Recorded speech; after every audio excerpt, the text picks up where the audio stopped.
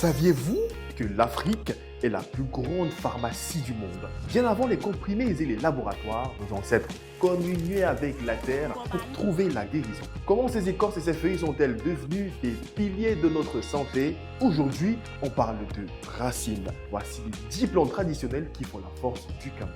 Qu'est-ce qu'une plante traditionnelle? Commençons par là. C'est une plante dont le pouvoir a été validé par des siècles d'usage. Au Cameroun, notre terre est généreuse. Prenez le Pygium africanum, encore appelé prunier d'Afrique. Son écorce est une référence mondiale pour soigner les troubles de la prostate. Ou encore l'écorce d'ébier, reconnaissable à sa couleur jaune vif. C'est le bouclier de nos ancêtres contre le paludisme et les infections de foie. Ces plantes ne sont pas traditionnelles parce qu'elles sont vieilles, mais parce qu'elles portent une mémoire scientifique héritée par des anciens qui sauvent encore des vies aujourd'hui. Mais la tradition, c'est aussi le petit cola. Plus qu'une marque de bienvenue, c'est un antibiotique naturel, puissant pour les poumons et un remède contre les infections. On l'associe souvent au ginseng africain. Oui, vous connaissez. Cette racine miracle qui redonne de la vigueur et de l'énergie au corps fatigué. Ici, la plante ne se contente pas de soigner, elle fortifie l'homme. Descendons dans la cuisine avec l'ondolé. Pour beaucoup, c'est un plat, mais pour la tradition, c'est un purificateur. Ses feuilles amères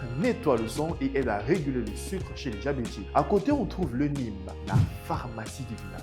Une fièvre, un bouton, un palu, on fait bouillir ses feuilles, on respire la vapeur et le corps renaît. C'est l'antiseptique par excellence. Et que dire du moringa? Surnommé l'arbre aux 300 vertus, ses feuilles sont en concentré de minéraux pour combattre l'anémie. On le complète souvent par une infusion de kenkeliba, la tisane de longue vie imbattable, pour détoxifier l'organisme après un excès. Pour finir, deux géants.